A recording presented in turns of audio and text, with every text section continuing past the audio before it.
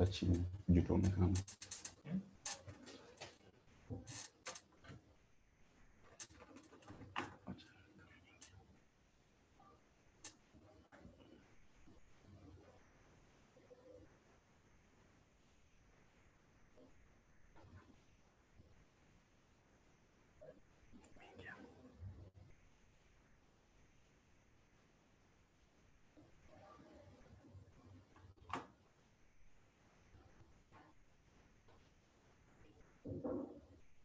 Aye. Amba.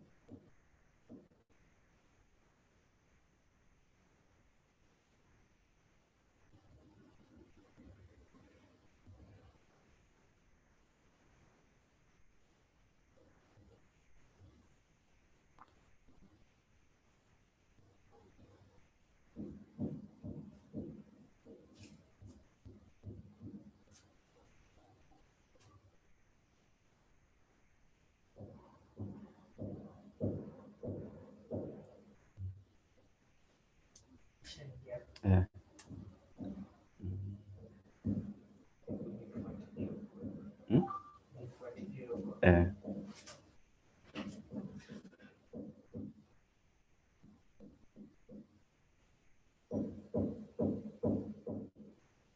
Capital.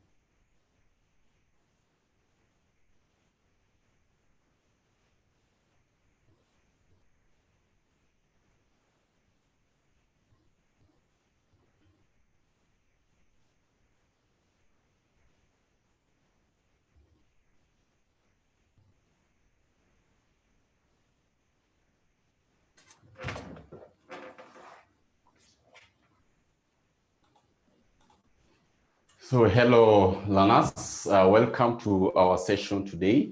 My name is CPA Aringo Frederick. So in our class today, allowed us to handle a very important concept. And the concept that allowed us to handle today, it cut across Cifa, that is Certified Investment Financial Analyst, Section 2.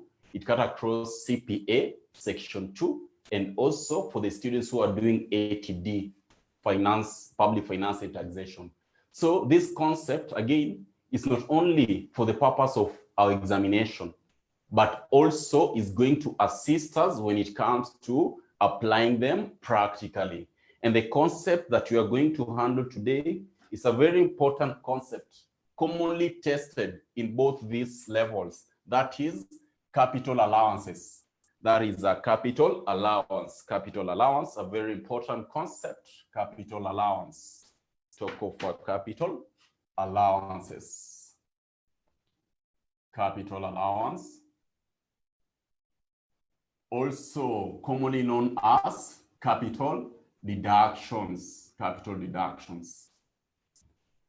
So this is a very important concept at this level. And as I've mentioned, it's not only for the purpose of passing examination, it's not only for the purpose of examination, but also for the purpose of us applying it in the practical field as accountants.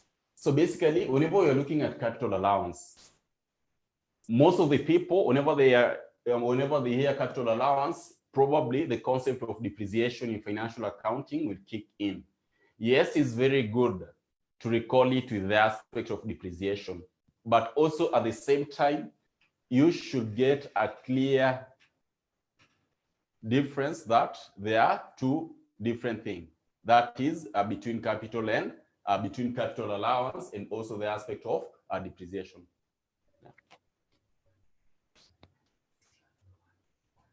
So that as that now, maybe we can introduce that aspect. Let us try increasing the focus.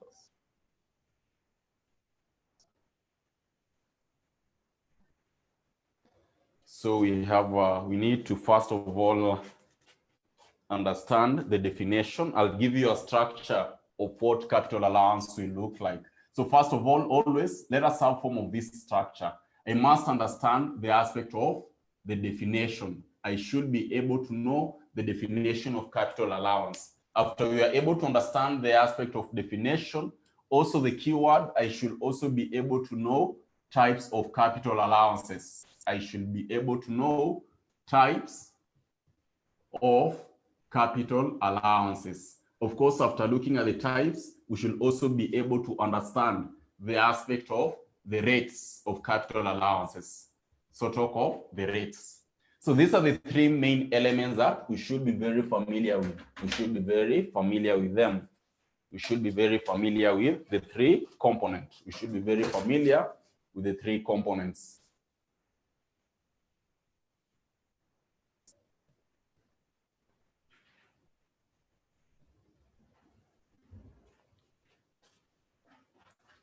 We should be very familiar with the three components. That is a rate, definition, and also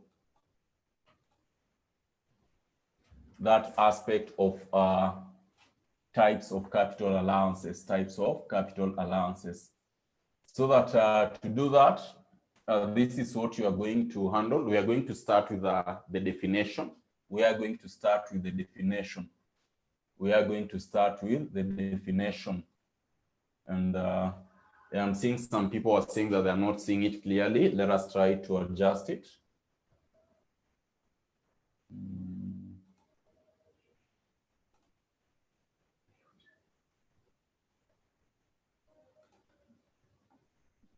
Just a moment.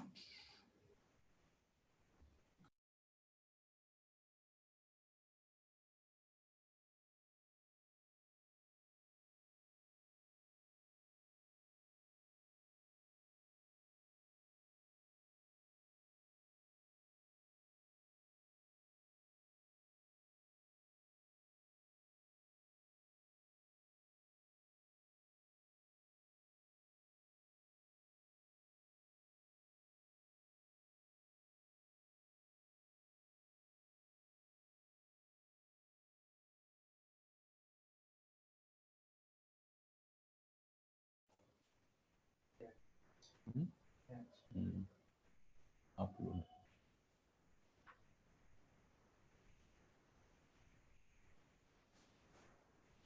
So that this is what we'll be having. So I've said you need to understand the aspect of definition.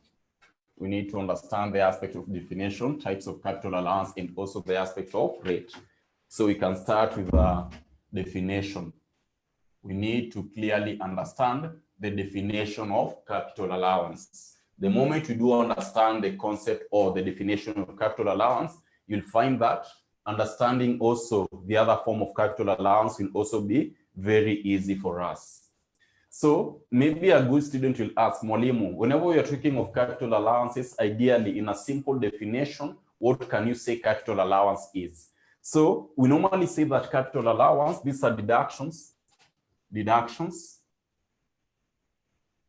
granted to investors, deductions granted to investors, deductions granted to investors on capital expenditures, deductions granted to investors on capital expenditures, deductions granted to investors on capital expenditures.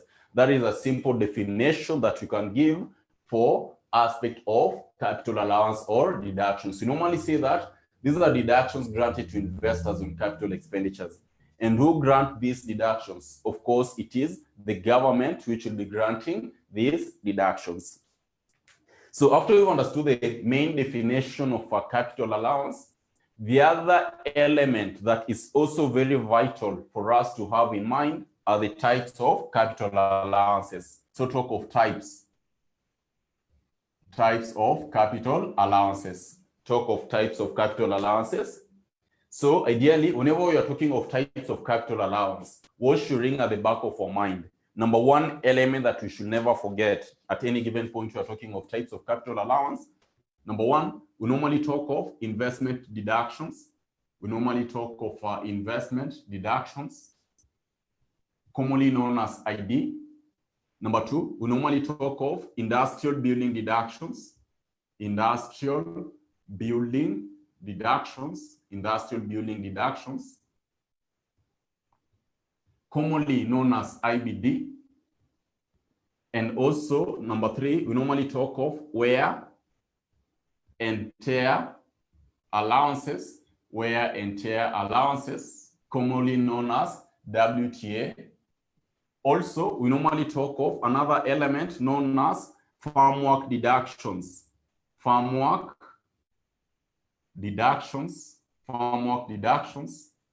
and also shipping investment deductions,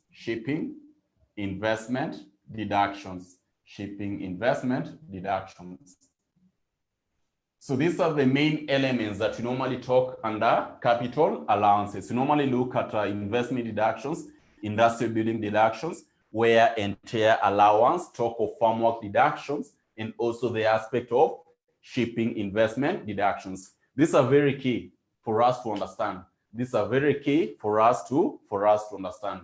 And as I've mentioned, it's not only for the purpose of us passing the examination, because this concept is very practicable. Because whenever you, as an accountant at any given point, whenever you'll be preparing your draft accounts, your books to be audited, you must be having your movement schedule. You must be having your PPE, that is a property, plant, and equipment movement schedules. And in that event, you'll find that probably a company will be having its policy of depreciation. But when it comes to the aspect of capital allowances, we must always keep in mind the rates that are set there. And I want to be very clear on this concept. Currently, there's a confusion to many students in regard to the rates that have been amended of late.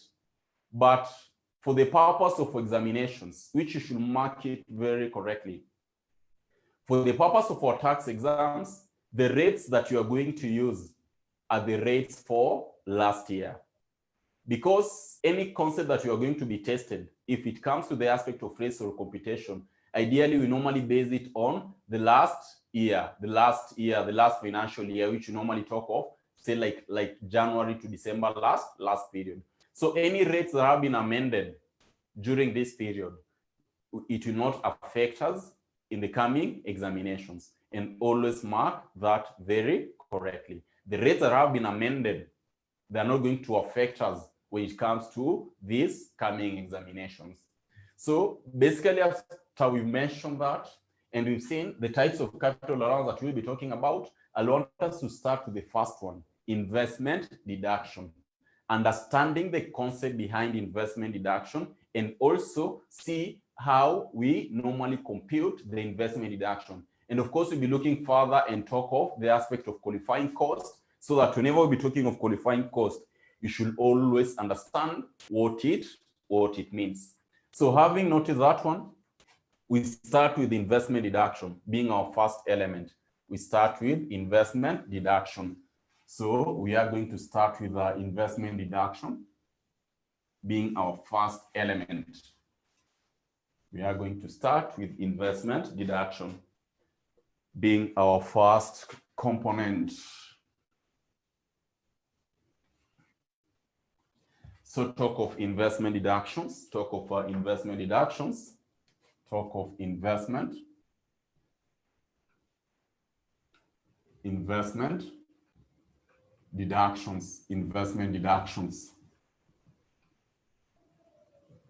investment deductions. So whenever we are talking of the investment deductions, my good student, what should ring at the back of your mind?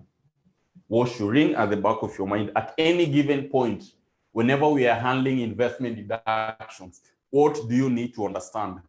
So basically, what I want you to understand whenever you're talking of investment deduction is that we just be looking at deductions which are granted to investors who have invested in manufacturing industries. Keyword.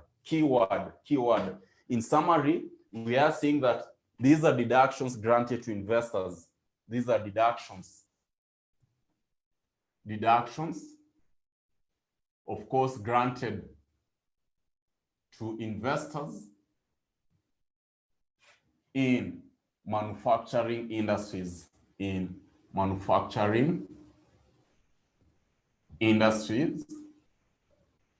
and at this point we'll be looking at machineries and assets used directly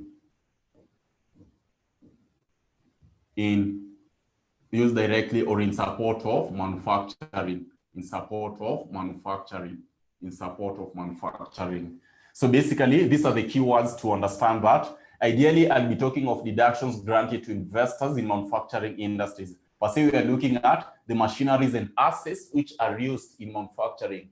Either they are used directly or they are used in support of manufacturing. So these are the key words that you must always keep in mind at any given point. We are handling investment deduction. At any given point, we are handling investment deductions. These are some of the main elements that you must always keep in mind.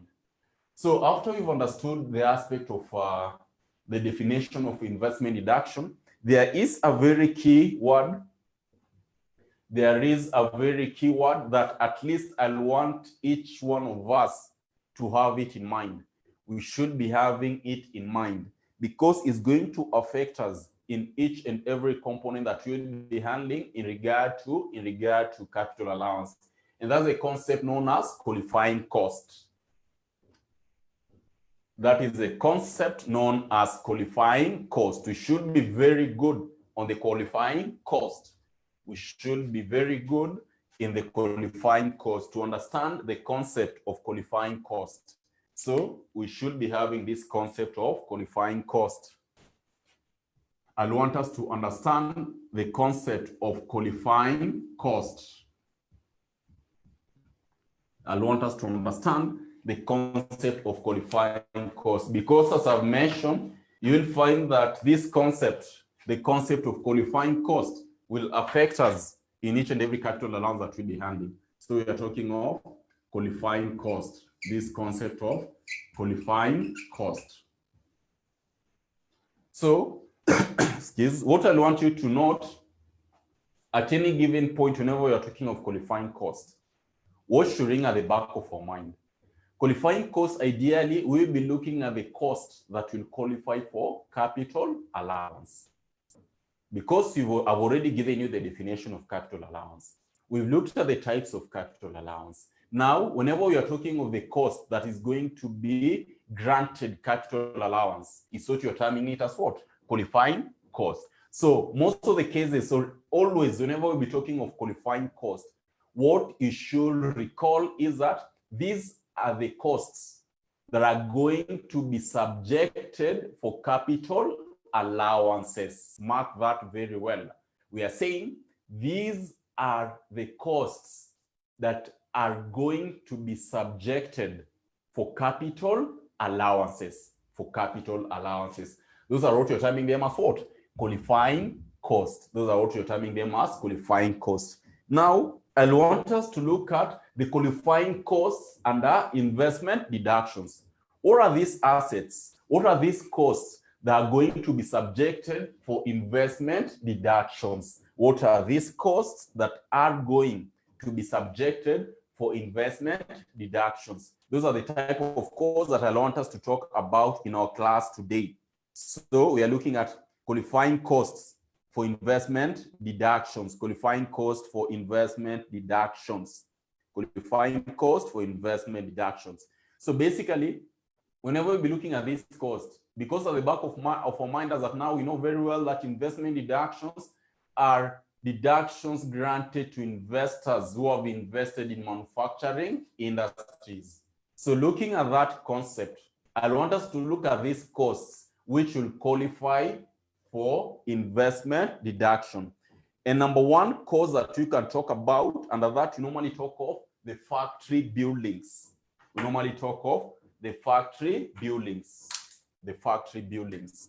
Talk of number one, factory buildings. That is very key. Talk of the factory buildings. Factory buildings being our number one.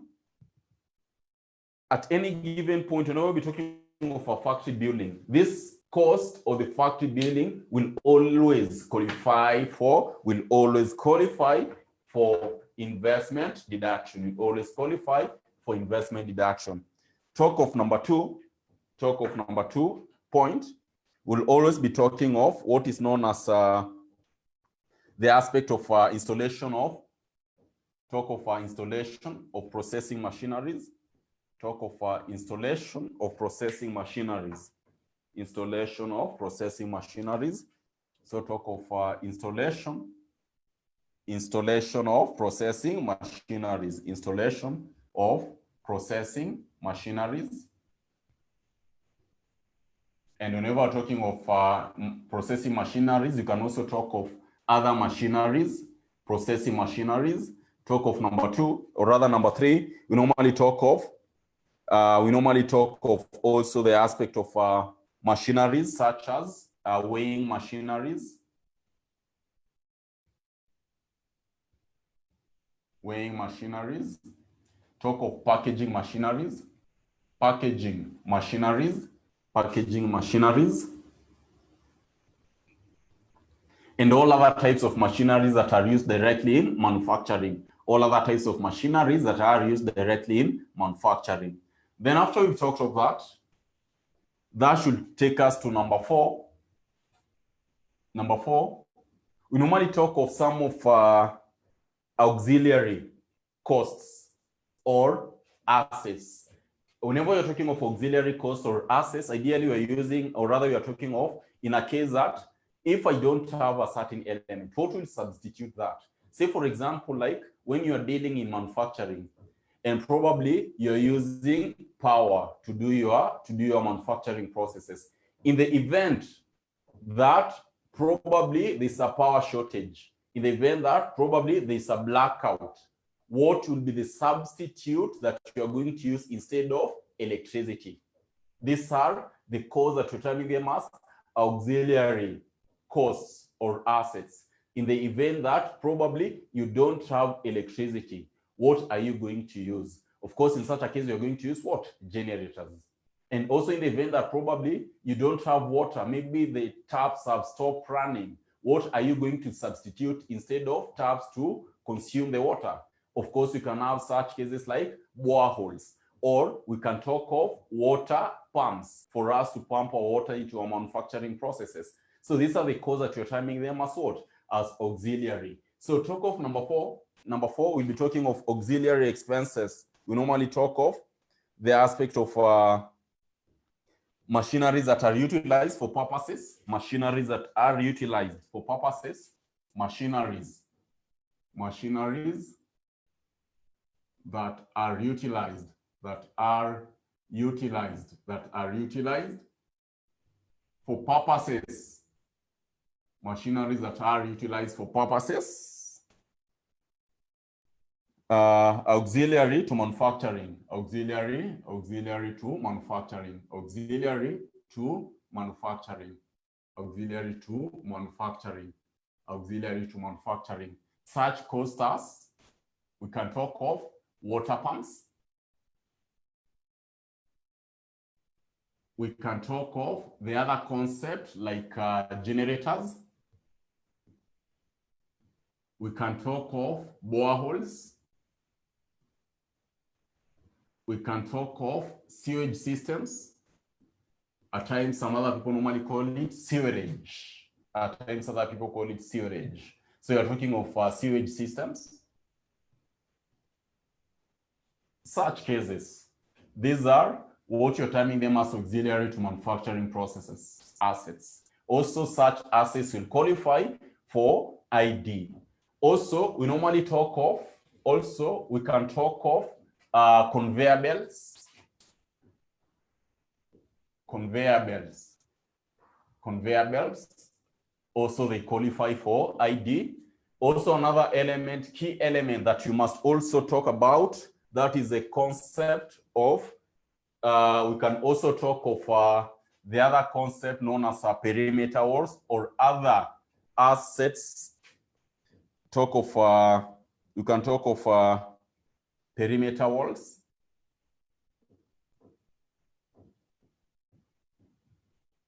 Some people call it security walls. We can talk of the aspect of parking bays. Talk of parking bays. EDC. So these are some of the elements that will qualify. These are some of the elements that will qualify for investment deductions. These are some of the elements that will qualify for investment deductions. So I want you to mark that very careful. The assets that will qualify for investment deductions, which you term them as qualifying costs. Also, after you talked of that, the key element that you must also be very good at whenever you are dealing with investment deduction is what is known as what? Rate for ID. Rate for ID. And also at this point, I want you to be very careful. Remember from last year, that is a period 2019, from 1st January 2019. Previously, we were providing ID at 2 rates.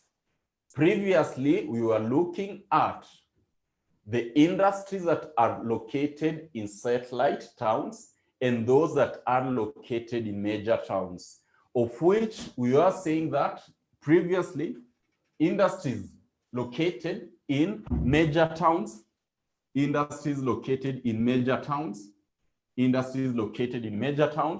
are providing it ID at the rate of 100%. That is previously. Major towns, we are talking of Mombasa, we are talking of Nairobi, and we are talking of Kisumu. And we're also talking of satellite towns. We are also talking of satellite towns. So ID for satellite towns, we are providing it at the rate of 150%. Satellite towns, these are small towns, such as talk of, I'm not saying Mandera is a small town per se, but a good example is Mandera. We can talk of sites like, talk of Tharaka-Nithi, if there's something like that. You can also talk of Voi. These small towns is what we're terming them as what? As satellite towns. So this is what was being provided, but now we don't work with that one. We don't work with the 2 rates. From 1st January 2019, for you to provide ID, all assets that will qualify for investment deductions, we are going to provide all assets at the rate of 100%, irrespective of where the industry is located. From 1st January 2019, all assets for ID will qualify for ID at the rate of 100%. Will qualify for ID at the rate of 100%. So please mark that very correctly. Previously, up to 2018, we were having satellite towns and we are also having the aspect of major towns. But from last year, 2019, all industries, irrespective of where they are located, ID is going to be provided at the rate of 100%. ID is going to be provided at the rate of 100%. So please mark that very correctly. Mark that very correctly. So after we've talked of the component of ID, the next concept will be what? How do we compute ID? That's the next question. How are we going to compute ID? So in computation of ID, we'll be having a very simple format to compute ID. So in computation of ID, this is what you are going to consider. This is what you are going to consider in computation of ID. So I'll be having the aspect of nature of the asset. I'll be talking of the nature of the asset. We'll also talk of the qualifying cost. I believe as of now, I've mentioned what qualifying cost is, and we'll also be talking of what? ID. We'll also be talking of ID.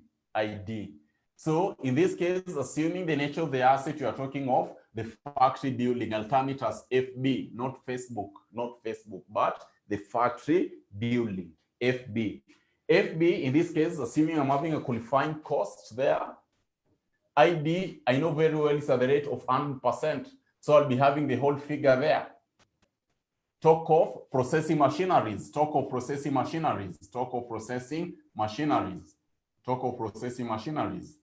Also the same case, I'll be having my qualifying cost there, ID at the rate of 100%, so I'll be having the whole figure.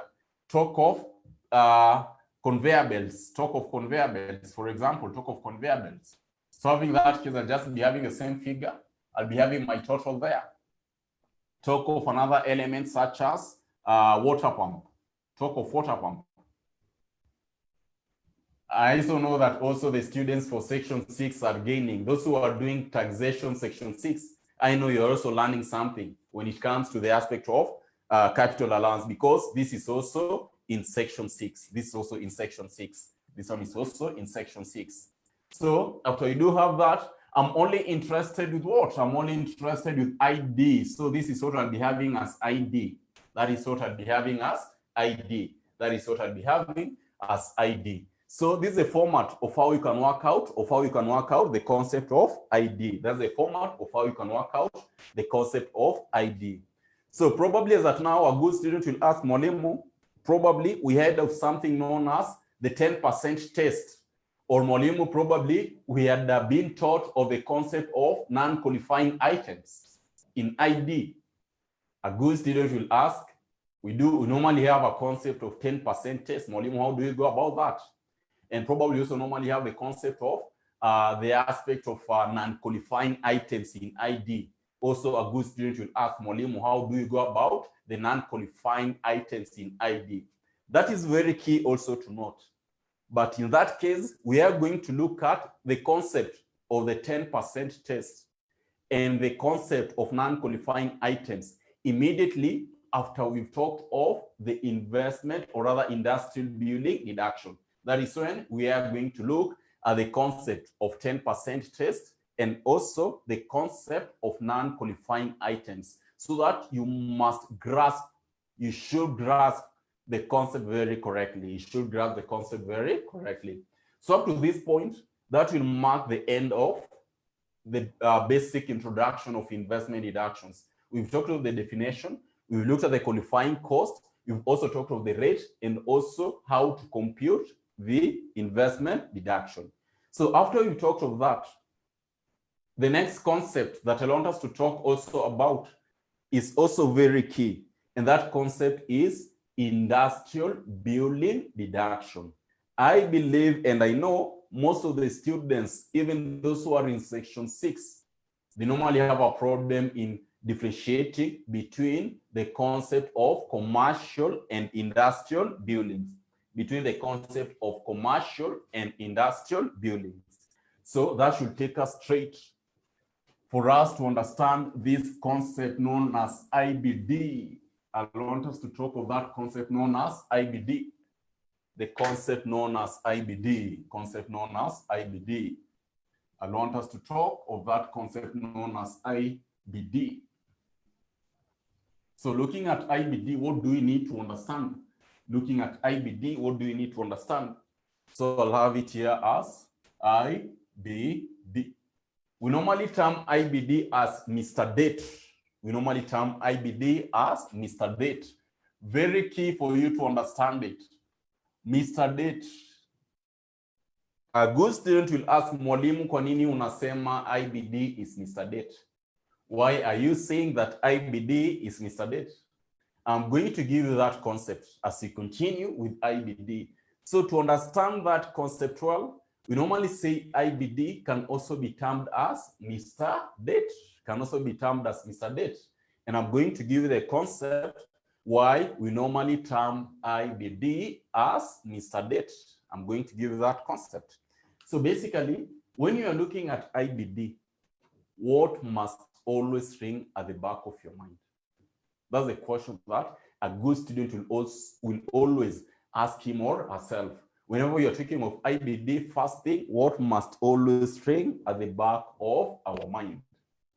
So IBD, ideally, we just be looking at deductions granted to investors on industrial buildings.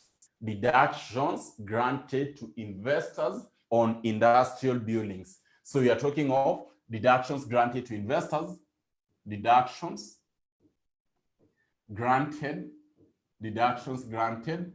to investors on industrial buildings, And also, please, I want you to be very careful on this. Not only for your exam purposes, but also for the purpose of you preparing your books. Remember, June is almost here, and the companies are preparing their final books to be filed, the returns to be filed.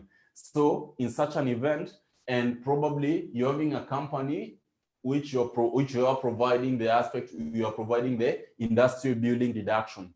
So in such a case, what must you always understand? So I always love to differentiate these two for my students, for them to understand. Whenever we are talking of IBD, we'll be looking at two cases.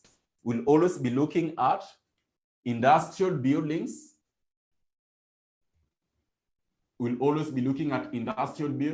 And also we'll always be talking of what is known as commercial buildings.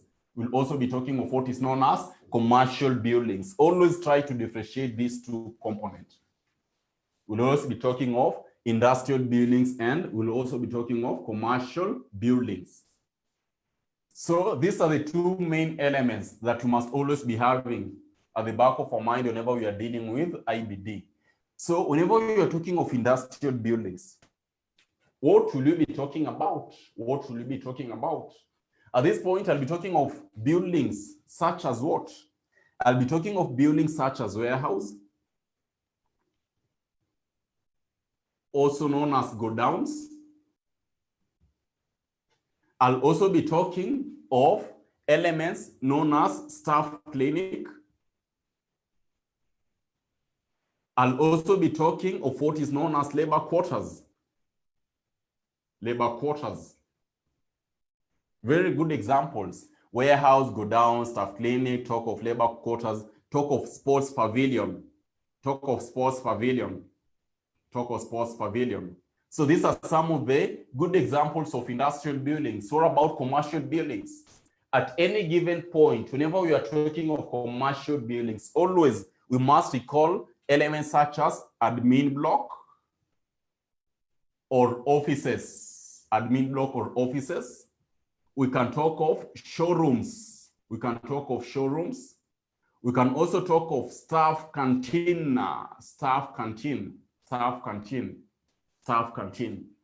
So we have these two areas.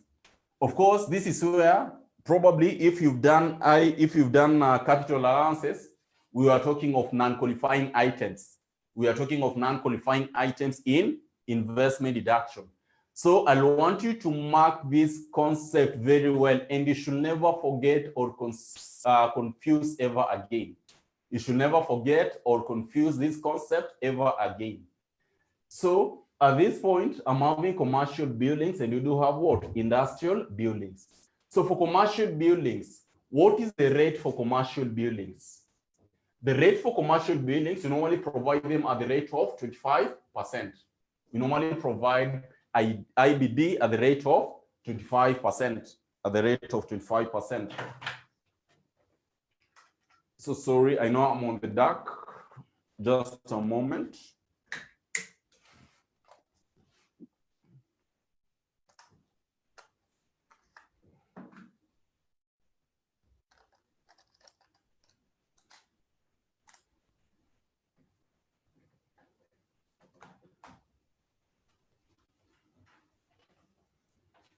So we are seeing that for aspect of a commercial building, we normally provide IBD at the rate of 25%. And for industrial buildings, we normally provide IBD at the rate of 10%, at the rate of 10%. So commercial buildings at the rate of 25%, and industrial building normally provide them at the rate of 10%. And I've given examples here. We've given examples of what will constitute industrial buildings and also what will constitute commercial buildings. So looking at that point, now, why are we terming this IBD as Mr. Date? That should be another question that probably a good student will ask. Why are we terming IBD as Mr. Date? Why are we terming IBD as Mr. Date? So to understand this concept well, we normally term IBD as Mr. Date because of these reasons. When we will be providing deductions for items under IBD, we are going to provide deductions based on the period that they were in the farm. That is NB. NB.